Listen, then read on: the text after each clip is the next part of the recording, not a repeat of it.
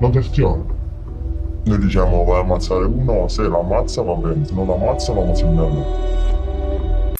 Naples, a sunlit coastal city with a dark underside. Murder. April 2026, Amalfi Coast, Italy. A €1,000 a night luxury villa was hiding Roberto Mazzarella, one of Italy's most dangerous Camorra bosses. Then armed officers move in. Mazzarella is under arrest. He had been on the run for over a year, wanted for the 2000 murder of Antonio Maione over a decades-old vendetta between rival families. Inside the villa, police found cash, luxury watches, burner phones, and forged identities. But this wasn't just another fugitive.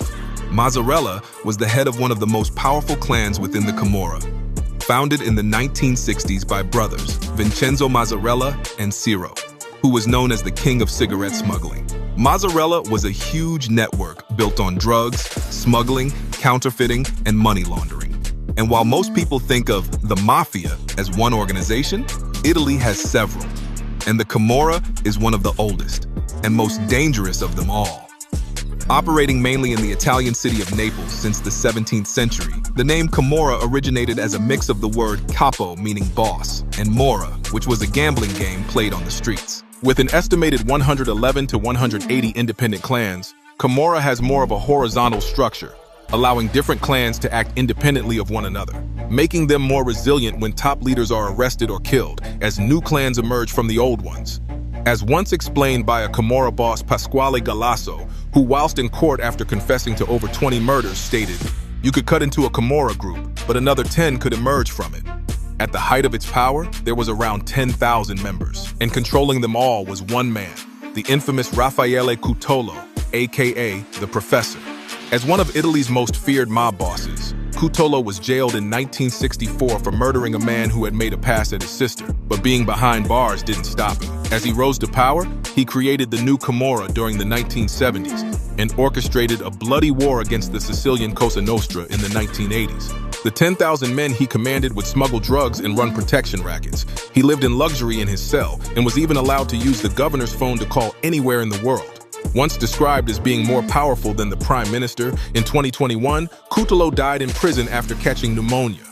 Despite all being part of the same mafia family, many clans within Camorra often battle with each other.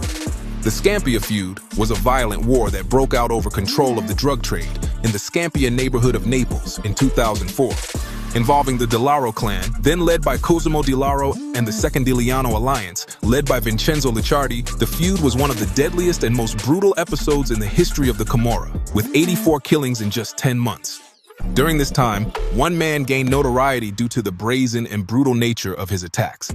Hitman Gennaro Noturno. Noturno belonged to a faction that split from the Di Lauro clan. In a 2017 confession, he admitted that he and his associates murdered rival Antonio Ruggiero, beheaded him, and played soccer with the head. As some of the gang members were vomiting out of disgust, Noturno is said to have asked them, "This is war, are you ready?"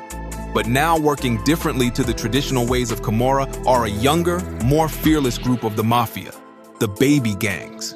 Mainly coming from poor neighborhoods, the teenagers join in the hope to one day become as powerful as the mob bosses of old. And it's a brutal life, with one Camorra member admitting that they recruit children by testing them to kill someone.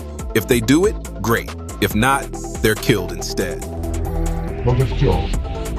Noi diciamo vai a ammazzare uno, se l'ammazza va bene, se non l'ammazza lo ammazziamo. It's this next generation that are infuriating older Camorra bosses as they swap a code of silence to flaunt their flash lifestyles across social media. They use the networks to recruit young people. And one member who has hit the headlines because of his lavish gang life is Crescenzo Marino. The son of a Camorra boss, Gennaro Marino, he's not shy about showing off his designer clothing and watches, cruising around in a Ferrari and meeting well-known rappers. And the older mafiosi hate these displays of wealth and violence. In a wiretap recording, boss Antonio Abbinante was heard blaming an increase of police pressure on the baby gangsters who had been boasting on social media about their ability to kill rivals. "I get really furious about this," Abbinante is heard saying. "I am going to split open the head of whoever did this." But whether it's following old traditions or moving into a new dawn, Camorra will always be a ruthless example of what power organized crime has within Italian society.